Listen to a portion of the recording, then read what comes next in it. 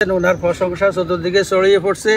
আসসালামু আলাইকুম মুরব্বী, আমি দেখতেছি এখান দিয়ে একটা খালের মতো মনে হচ্ছে, আসলে কি এটা খাল বা এটার উৎপত্তি স্থল, বা আপনি তো আমাদের এলাকার মুরব্বী, অবশ্যই আপনি জানার কথা আমাদের এই খালটা কোথা থেকে শুরু হয়েছে এবং কি কোথায় গিয়ে শেষ হয়েছে।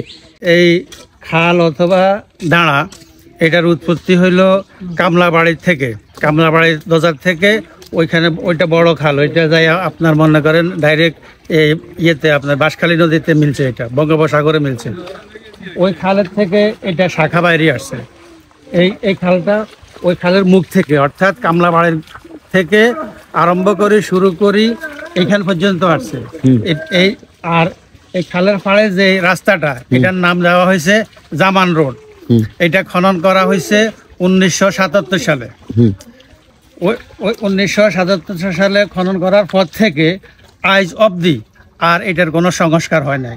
এখান থেকে এটা গেছে এই কালভার্ট পর্যন্ত, এই মানে এই পাশ দিয়ে, এই ওই কালভার্ট থেকে গেছে ওইটা লোয়ার ফল পর্যন্ত, হাসানাটের একটু পূর্ব দিকে লোয়ার ফল পর্যন্ত, ওইখানে যেটা সমাপ্তি হয়েছে।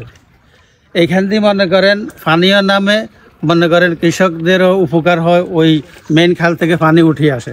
আচ্ছা মুরব্বী, তো এখন আপনি যে বলতেছেন এখান পর্যন্ত খাল দেখতেছি, কিন্তু এদিকে এই জায়গাতে তো কোনো আপনার দাঁড়া দেখতেছি, এখানে তো জমিন হয়ে গেছে, তাইলে এটা ভর্তি, এটা মনে করেন এখান পর্যন্ত আসি স্টপ হয়েছে। তারপরে এইখান দিকে ছিল এই খালটা, এখান দিয়ে যাইয়া রাশাদ মিয়ার বাড়ি দরজা দিয়ে যাইয়া ওই উনার বাড়ির ফিসে দিয়ে যাইয়া, তারপরে ফিসে একটা বাড়ি আছে বাঁশির বাড়ি, হিন্দু বাড়ি, ওইখান দিয়ে যাইয়া তারপরে ওইটা ডাইরেক্ট চলে গেছে লোহার পোল। তো এখান দিয়ে প্রায় 1980-র দশকে বা 85-র দশকে এটা বন্ধ হয়ে গেছে। এরপরে এখান দিয়ে মানে পথ হয়েছে, দাঁড়ার পথ, আবার এখান দিয়ে এখান দিয়ে হইয়া তারপরে কালভার্ট হইয়া ওই যে সামনে যে কালভার্ট আছে, কালভার্টের থেকে আবার দক্ষিণ দিকে গেছে বাঁশির বাড়ি পর্যন্ত। এটা তো মনে বড় হয়ে গেছে কালভার্ট, জি শুনেন না, এটা বড় হয়ে গেছে হিন্দু বাড়ি। আর এখানে এই যে রোডটা আছে, এই রোডের নাম হলো জামান রোড। এটা মনে করেন 1977 সালে এই রোডটা হওয়ার পর থেকে আজ পর্যন্ত আর এই রোডটার কোনো সংস্কার কাজ হয় নাই। হ্যাঁ, তো এখন আপনি ইউনো মহোদয়ের কাছে দাবি কি আপনার? আমার দাবি হলো এই খাল খনন করা হোক, প্লাস খালের পাশে দিয়া রাস্তা মেরামত করা হোক, তাইলে উভয় দিক দিয়ে জনগণ সাধারণ পাবলিক উপকৃত হবে।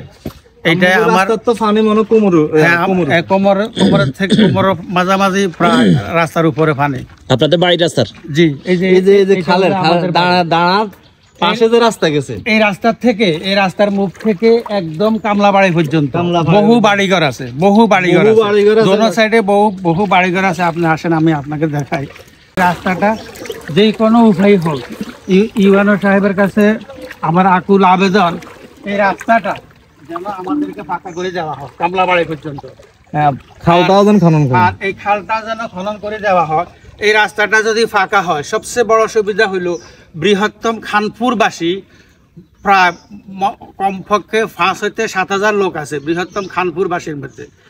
এই লোকগুলা সমনি যখন যাবে, মনে করেন এইখান থেকে সিরিফ 15 মিনিটের ভিতরে সমনি পৌঁছতে পারবো। যদি এই রাস্তাটা হয়ে যায়, সিরিফ 15 মিনিট লাগবে, এখান থেকে সমনি পৌঁছতে 15 মিনিট লাগবে। আর খালটা সংস্কার হলে ফাইন্যান্সের সুবিধা। আর দেখেন আপনি এই রাস্তার দোনো পাশে অজস্র বাড়িঘর আছে, এবং কি মনে করেন এই অনেক লোক এখানে যাতায়াত করে, এই রাস্তা দিয়ে যাতায়াত করে।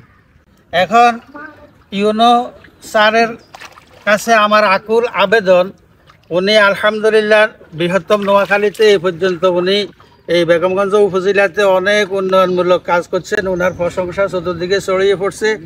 এখন উনি যদি আমাদের সাধারণ প্রত্যন্ত অঞ্চলের মানুষের এই দুর্ভোগ থেকে যদি আমরা মুক্তি পাই, ওনার জন্য আমরা প্রাণ খুলে দোয়া করব, এবং উনি প্রশংসিত হবে জনগণের কাছে, সরকারের কাছে।